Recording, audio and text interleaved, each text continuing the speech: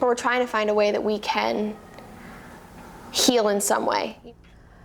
Turning mourning a loved one's death into action to prevent further tragedies. Good evening, I'm Febin Cassidy, and we begin tonight with a conversation about an issue affecting people that you may not always hear from on the news. We're talking about overdose deaths.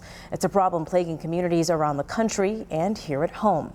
The latest data from the Erie County Department of Health says that through the end of July this year, 245 people had died of opioid overdoses county-wide. And the county says about 4 out of every 5 cases involved cocaine, often laced with fentanyl. And a young woman from Clarence, whose cousin died from an accidental overdose, reached out to us about this very issue today, hoping to amplify the voices of families who have lost loved ones to overdoses. So tonight I sat down with her to find out how she's trying to help stop the epidemic of drug abuse in her community.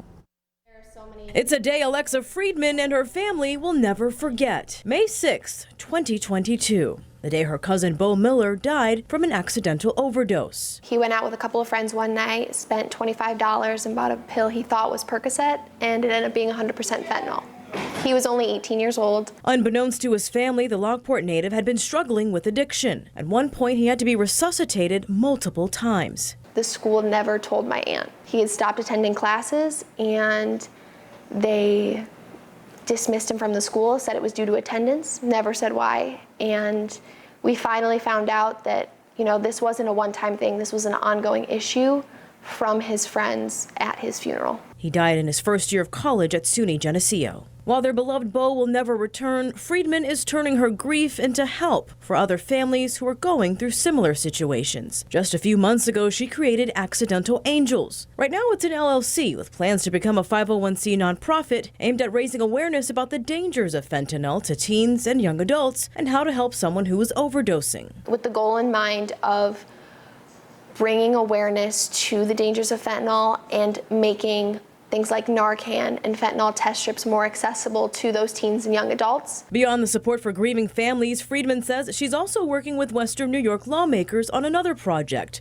Bo's Bill. It would require colleges and universities to send emergency contact forms home with students, something she says may have changed what happened to her cousin. If my aunt had known that there was an emergency contact form, she would have signed it immediately. With Bo's Bill, I want to make it a requirement for all schools to send home these emergency contact forms with those other important paperwork. You run into kind of a sticky issue with HIPAA laws, and that's why on this form I would like it to say, we wish to have an emergency contact form, and you can sign there, or we would wish to not have an emergency contact form. The Lockport native would have turned 20 years old on Sunday if he were still alive.